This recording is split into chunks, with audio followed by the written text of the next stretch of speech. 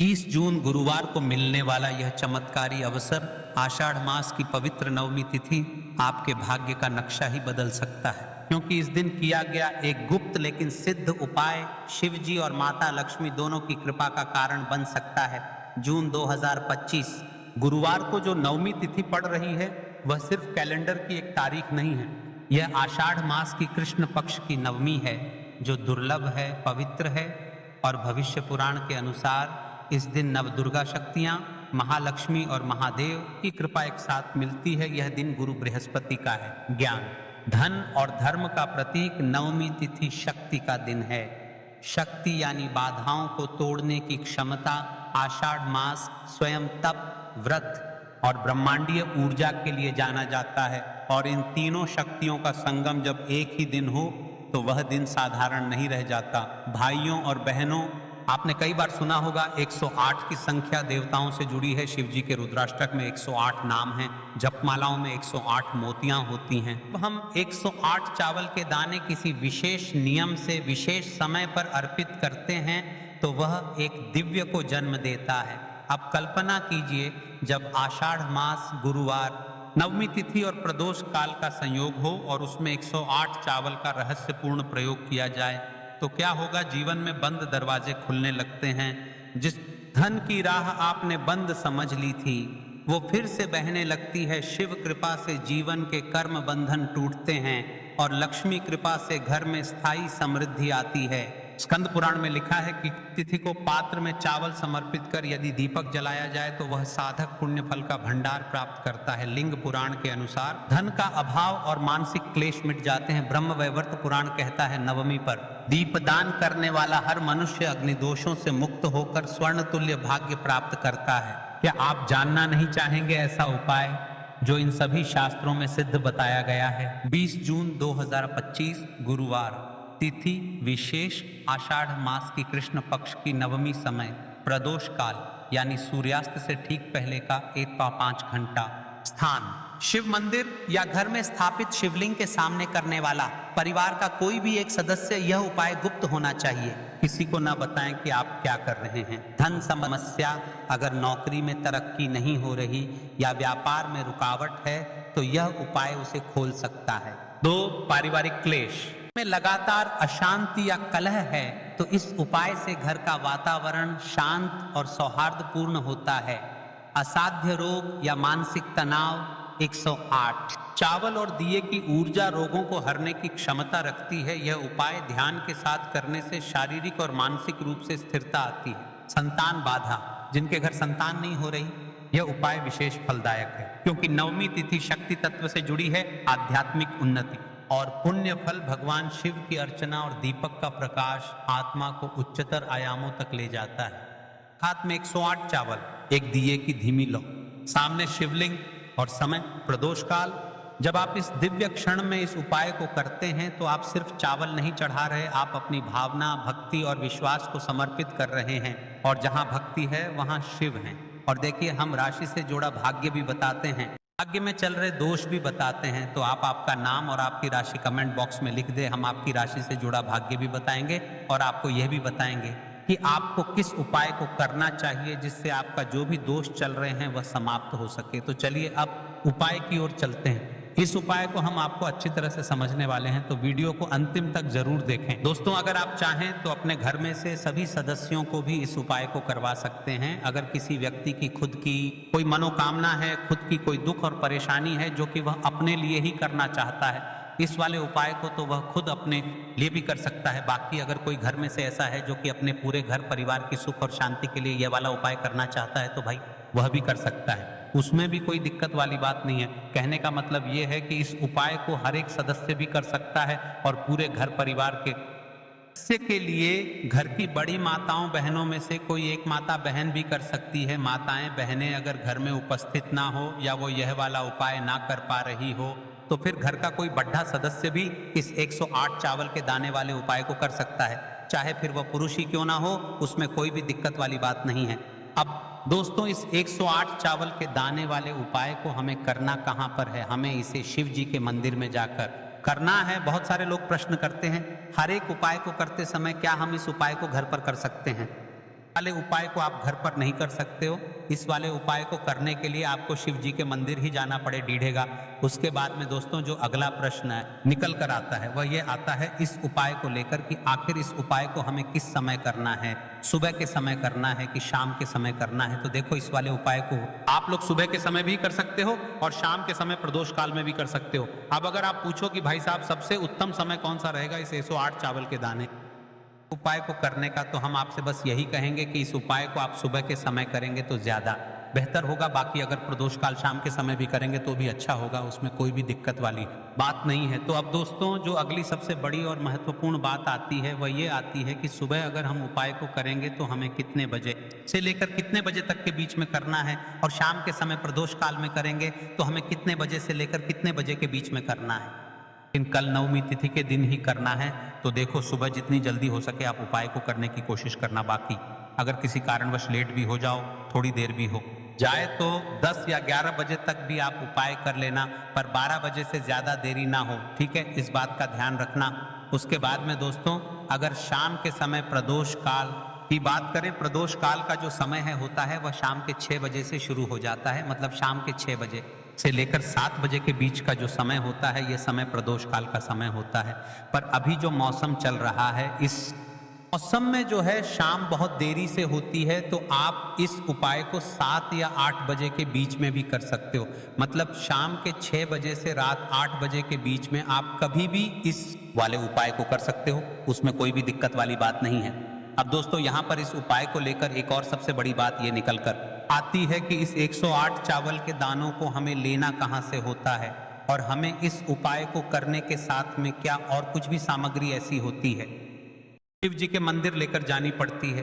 तो देखो यहाँ पर हम आपको बता दें, सबसे पहले आप लोग ये जान लो कि ये जो 160 चावल के दाने वाला उपाय है, सिर्फ और सिर्फ आप उपाय की सामग्री लेकर कभी भी शिव जी के मंदिर मत जाना, क्योंकि हमें भगवान के सामने ये नहीं दर्शाना है कि अगर हम भगवान शिव जी के मंदिर आए हैं तो अपने फायदे के लिए आए हैं। तो इसलिए जो भी पूजन सामग्री है, उपाय सामग्री है, 108 चावल के दाने, इसके साथ में आपको पूजन सामग्री भी जरूर लेकर जाना है।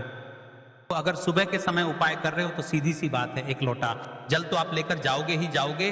वही एक लोटा जल अगर मिट्टी का जल हो तो बहुत अच्छा रहेगा। मिट्टी का जल कैसे बनाया जाता है इसके लिए हमने पहले से बहुत सारी वीडियोस बना दी है। आपके पास इस दिन एक आखिरी मौका रहेगा मिट्टी का जल शिव जी पर चढ़ाने का और उपाय को करने का। बहुत बड़ा आपको इस दिन फल मिलेगा, तो इसीलिए इस दिन हो सके तो भाई मिट्टी का जल चढ़ाना तो अपने साथ में कम से कम एक लोटा जल तो आपको लेकर जाना ही जाना है। अगर मिट्टी का जल नहीं है तो घर का जल भी आप इस्तेमाल कर सकते हो। इसके अलावा जो भी पूजन सामग्री है, देखो 108 चावल के दाने ये अलग आपके रहेंगे और जो आपकी पूजन सामग्री रहेगी वह अलग रहेगी। पूजन सामग्री में आप जो भी चीज लेकर जाना चाहे वह लेकर जा सकते हैं, उसमें कोई भी दिक्कत वाली बात नहीं है। वहीं अगर हम बात करें शाम के समय की, तो शाम के समय शिव जी पर जल नहीं चढ़ता है, इसीलिए शाम के समय आप लोग एक दीपक तैयार कर लें जो कि बत्ती का आटे का शुद्ध देसी गाय का घी का होगा, है ना। इस बात का आप लोगों को ध्यान रखना है और इस दीपक को आपको घर से जलाकर नहीं लेकर जाना है, भगवान शिव जी के मंदिर में जाकर ही जलाना है। इस बात का भी आप लोगों को ध्यान रखना है।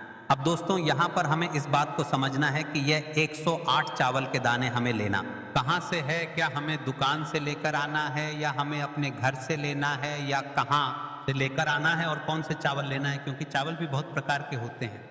इन सभी सवालों के जवाब आप लोग एक बात में सुन लो कि भाई ये जो उपाय है, इस उपाय में आपको ये नहीं देखना है कि भाई कौन से चावल है कौन से चावल नहीं है। बस जो भी चावल ले रहे हो वह चावल का दाना सबूत होना चाहिए, मतलब साबुत होना चाहिए, टूटा हुआ नहीं होना चाहिए, कटा पिटा नहीं होना चाहिए। ये बात आपको ध्यान रखना है। बाकी आपका चावल बासमती हो या सादा चावल हो या कोई सा भी चावल हो, उसमें कोई भी दिक्कत वाली बात नहीं है। तो सीधी सी बात है कि घर के रसोई घर में जहां पर आप भोजन बनाते हो वहां पर जो भी चावल आपके उपस्थित हो, उन चावलों में से अपनी एक कटोरी भर लेना या एक मुट्ठी चावल अलग से निकाल कर रख लेना, क्योंकि हम 108 चावल ही यहाँ पर इस उपाय में लेने वाले हैं। तो हमें यह चावल के दाने गिनकर निकालने पर देंगे, इस बात का आप लोगों को ध्यान रखना है।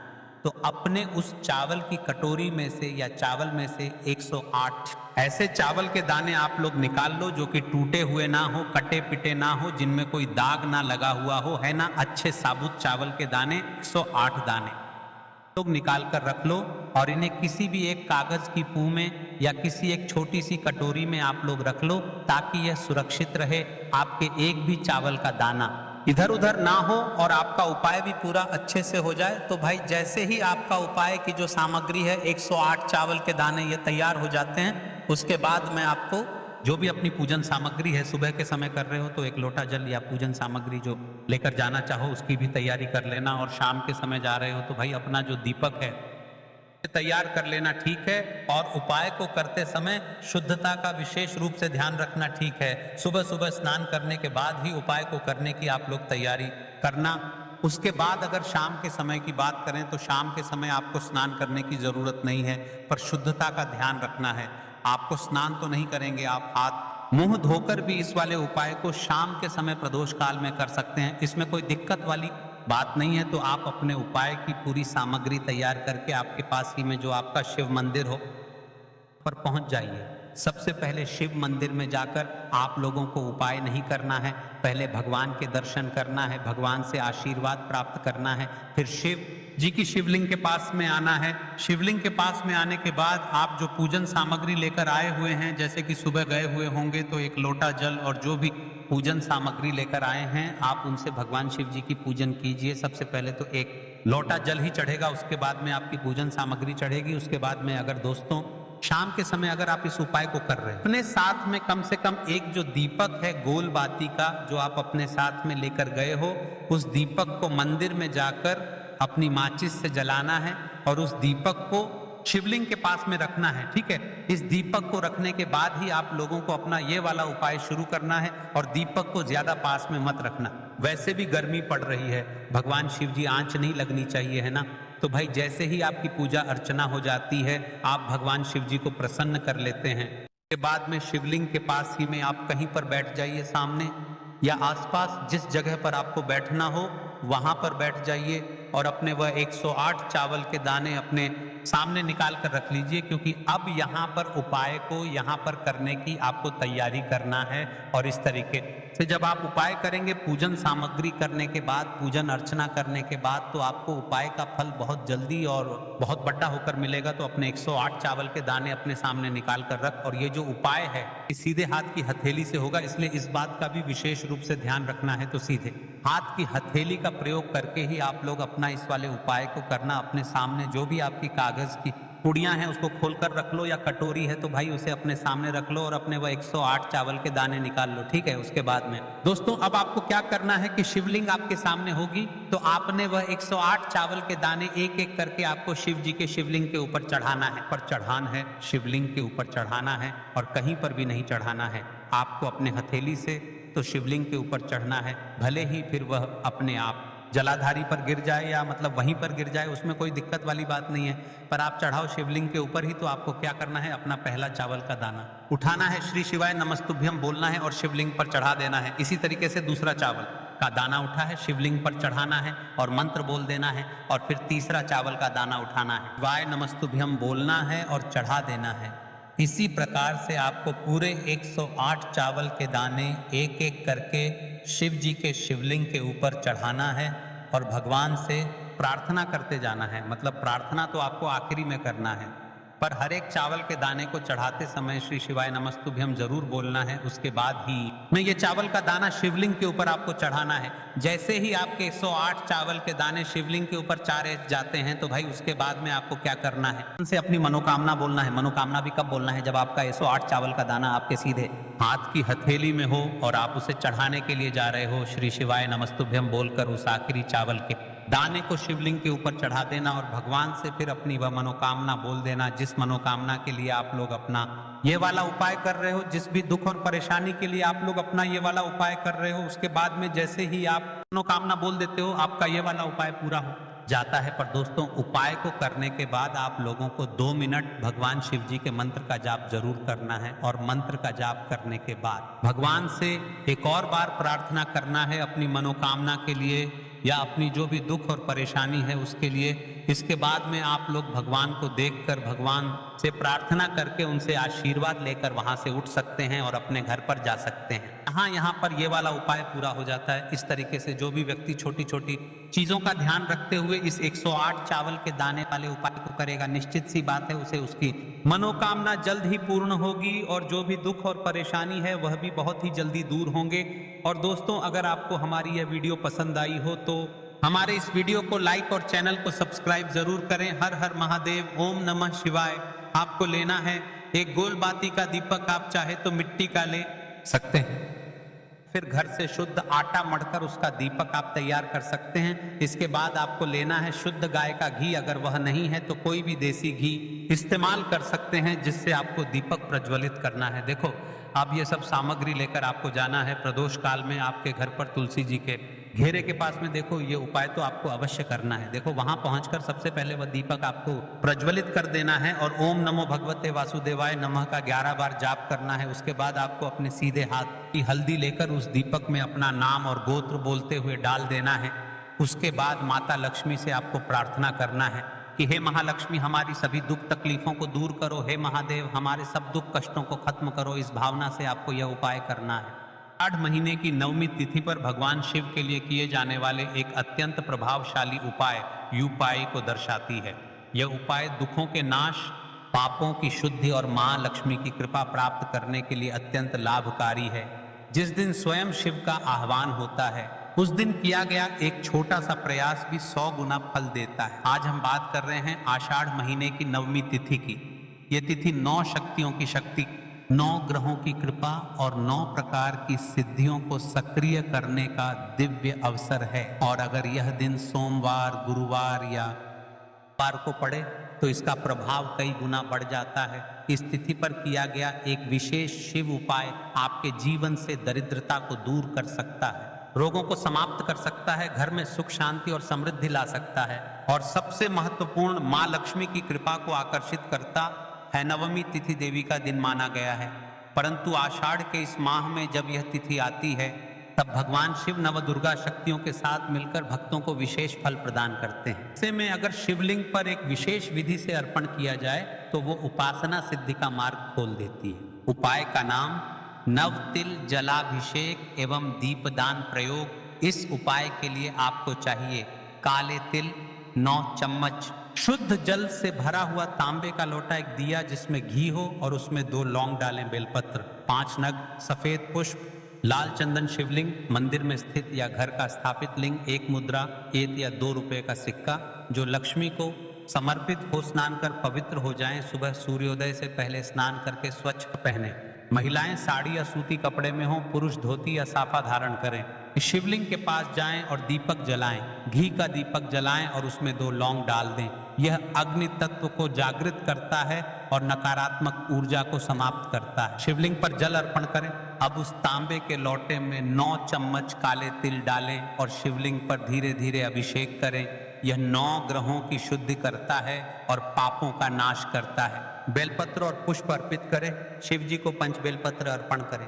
हर पत्र पर ओम नमः शिवाय बोलें। साथ ही सफेद फूल और लाल चंदन भी लगाएं। सिक्का अर्पित करें। अब उस मुद्रा को शिवलिंग के पास रखें और कहें, हे महादेव, मैं इस मुद्रा को मां लक्ष्मी के रूप में अर्पित करती हूँ। कृपा करके मेरे जीवन में धन, समृद्धि और सौभाग्य का वास कराएं। 108 बार महामृत्युंजय मंत्र का जाप करें